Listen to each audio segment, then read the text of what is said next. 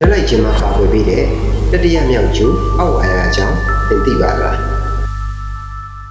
ခြေခဲတက်တာဝိလျှော်ဆက်ဒါမှမဟုတ်ရေပူရေအေးဆက်တွေကိုကင်လိုက်တဲ့အခါတုံကနေတက်လိုက်တာမျိုးကြုံဘူးပါသလားအဲ့ဒါဟာအကျိုးမရှိလို့ဒါမှမဟုတ်အစနစ်မကောင်းလို့ဖြစ်ရတာပါအကျိုးရဲ့အဓိကတာဝန်ကဘာလဲလျှက်စစ်ပစ္စည်းတစ်ခုခုချိုရင်ပြီးဝါယာကျိုးနဲ့အပြင်ဘော်ဒီ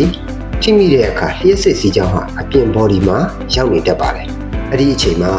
လူကသွားကင်မိရင်လူခန္ဓာကိုယ်တွေကိုစီးဝင်ပြီးတော့ထားလိုက်တာပါ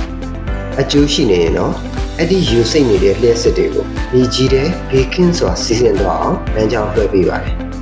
ဘယ်ပစ္စည်းတွေမှာမဖြစ်မနေအတက်တင်လေရေနဲ့ထိတွေ့မှုရှိတဲ့ပစ္စည်းတွေဝိလျှော်စက်ရေပူစက်နဲ့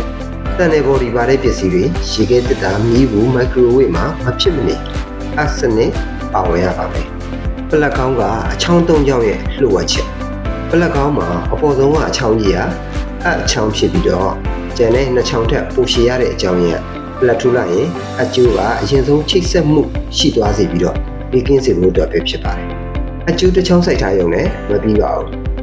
အစနစ်ကတကယ်အလုံးမလုံးကို resistant တန်ဖို့တိုင်းတာပြီးတော့စနစ်တကျစစ်ဆေးဖို့လိုအပ်ပါတယ်မိသားစုဝင်တွေဓာတ်လိုက်တဲ့အနေကနေကင်းလို့သင်အိမ်ရဲ့အကျိုးစနစ်ကိုစနစ်တကျစစ်ဆေးလိုက်ပါ